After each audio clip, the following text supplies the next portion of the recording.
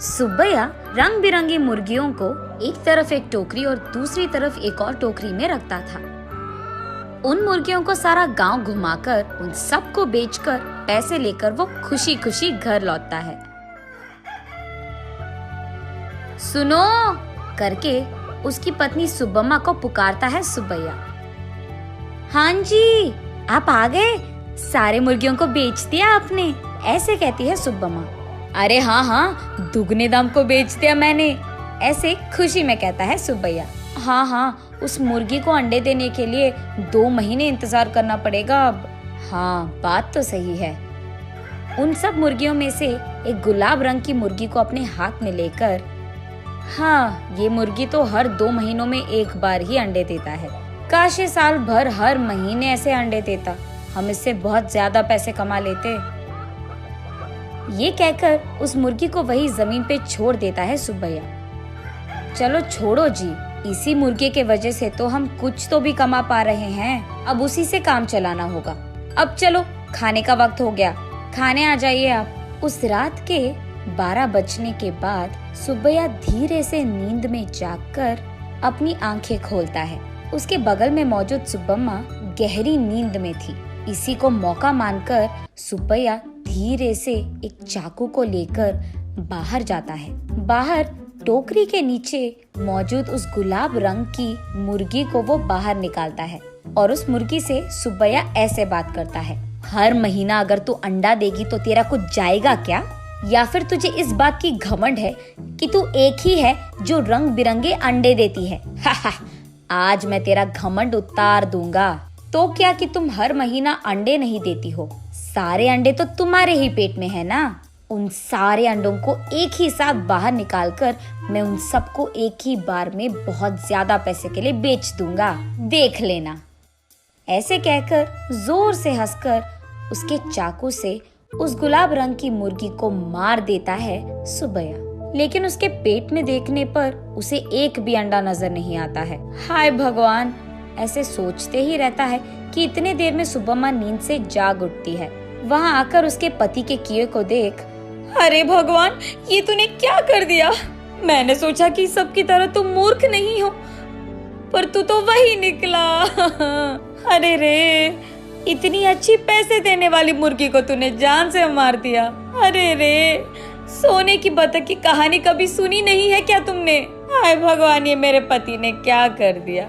तुझे लालची बनने की क्या जरूरत थी? ऐसे वो रोती रहती है कि इतने में ए सुनो, क्या कर रही है तू? सुब्बम्मा उठो, क्या हो गया तुझे? सोते हुए इतनी जोर से चिल्ला रही है, पागल हो गई है क्या?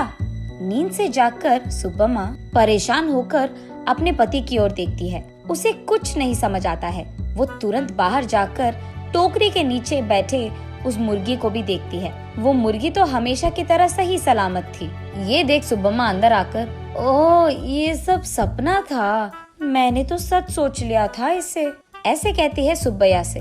क्या सपना, क्या सच की बात कर रही है? आधी रात को मुझे उठा दिया तूने अच्छी नींद से। चल जाओ, सो जाओ अभी, कहता है सुब्बैया। अरे जाइए ना आप भी, मुझे तो बुरा सपना आया कि आपने उस मुर्गी को जान से मार दिया, क्योंकि आप लालची बनकर उसके पेट में मौजूद अंडों को निकालना चाहते हैं। मैं कितनी घबरा गई, पता है आपको? मुझे क्या पता था कि वो सपना है, मैंने तो आपको बहुत डांट लिया, ऐसे कहती है। हाँ, ठीक है। वैसे मैं उस मुर्गी को क्यों मार डालूंगा, मैं क्या पागल हूँ? वैसे मुझे तो हमारा अतीत बहुत अच्छी तरह से याद है। आज अगर हमें चैन की नींद मिल रही है तो वो उस गुलाब रंग की मुर्गी के वजह से ही है, उसको मैं क्यों मार डालूंगा? चलो सो जाओ अभी, तुम और तुम्हारे सपने। ऐसे कहकर सुब्बैया सो जाता है। लेकिन सुब्बम्मा वही बैठकर अतीत में चले जाती है। एक समय में सुब्बम्मा और सुब्बैया दोनों मुर्गियों का व्यापार करते थे। सुब्बम्मा कुछ मुर्गियों को अपने घर के पास ही रखती थी। उनको खाना देना, उनके अंडों को इकट्ठा करना और उन अंडों को अगल बगल वालों में बेच देना, बड़े हुए मुर्गियों को बिकाव के लिए रख देना और उन मुर्गियों को सुब्बैया का इधर उधर जाकर बेच देना, यही होता था। लेकिन मुर्गियां हर रोज नहीं बिकती थी, कभी कभार तो 10-15 दिनों में एक ही मुर्गी बिकता था। इसी कारण सारा गांव घूम घूम कर थक कर घर आता था सुब्बैया। कभी कभार तो उन मुर्गियों को दाना डालने के लिए भी सुब्बैया और सुब्बम्मा के पास पैसे नहीं थे। तब एक दिन सारा दिन घूमकर थके हारे सुब्बैया उसके घर लौटता है। घर आकर वो बरामदे में बैठता है और उसके बगल में सुब्बम्मा खड़ी रहती है। क्या आज भी एक भी मुर्गी नहीं बिकी? वो ऐसे पूछ ही रही थी कि वहाँ एक साधु आता है। माता, खाने के लिए कुछ दे दो, ऐसे पूछता है। थका हुआ सुब्बैया, ए साधु, हमारे पास ही खाने के लिए कुछ नहीं है, अब तुम्हें क्या दे? अगर चाहिए तुम्हें तो हमारे पास बहुत सारे मुर्गियां हैं, एक लेकर जाओ, ऐसे कहता है। तब साधु छोटा सा हंसी एक देकर, मुर्गी का मैं क्या करूँगा बेटा, मैं मांस नहीं खाता हूँ, मेरे पास ही एक मुर्गी है, इसको तुम ही पालो, ये लो।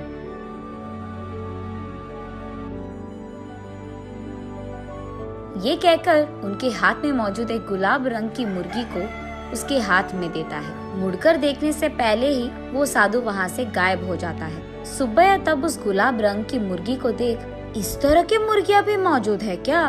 अगर इसी रंग के मुर्गियाँ हमारे पास होंगे तो हम उन्हें दुगने दाम में बेच पाएंगे, ऐसे कहता है सुब्बम्मा को देखते हुए। हाँ चलो ठीक है, अब हमें इस प्रकार के मुर्गी कहाँ मिलेगा? वो साधु मांसाहारी नहीं था इसीलिए दिया उसने, वरना इस रंग की मुर्गी हमारे पास कहाँ से आता?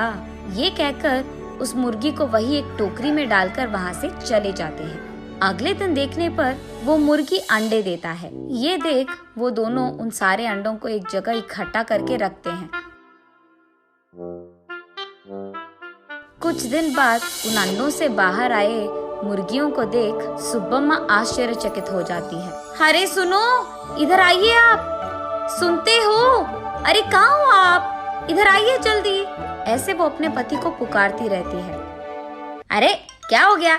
ऐसे चिल्ला रही है जैसे कोई मर गया, क्या हो गया? उसके ऐसे कहने पर सुब्बम्मा उसे रंग बिरंगी अंडों को दिखाकर ऐसे कहती है, अरे देखिए ना, उस साधु ने जो मुर्गी हमको दिया है उसके अंडों से रंग बिरंगी मुर्गियाँ आई है। ये कहकर सुब्बम्मा उन मुर्गियों को सुब्बैया को दिखाती है।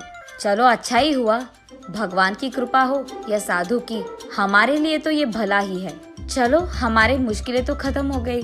आज ही मैं इन सारे मुर्गियों को बाजार में दुगने दाम पर बेचकर उन पैसों के साथ घर लौटूंगा। सुब्बैया जो रंग बिरंगे मुर्गियों को लाता है, वहाँ के गांव वाले कभी नहीं देखे थे। इसी कारण गांव वाले सारे बहुत उत्साह से हमें चाहिए तो हमें चाहिए, ऐसे एक दूसरे में बहस करते हुए सुब्बैया के पास जाते हैं।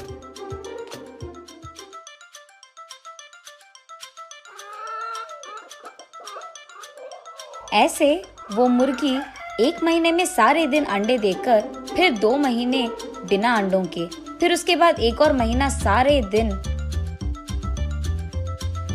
अंडे देते हुए रहती थी। अब उन्हीं महीनों में सुब्बैया भी अंडों को जमा करके उन्हें बाजार में बेचता था। ऐसे ही कुछ ही दिनों में पति पत्नी दोनों कमाए हुए पैसों के कारण चैन की नींद सोने लगते हैं। सुब्बम्मा वापस होश में आकर, ओह अब याद आया, सुबह मैं सोच रही थी कि ये मुर्गी साल भर अंडे क्यों नहीं देती है, शायद उसी कारण ऐसा बुरा सपना आया मुझे। ये सोचकर वापस गहरी नींद में सो जाती है सुब्बम्मा।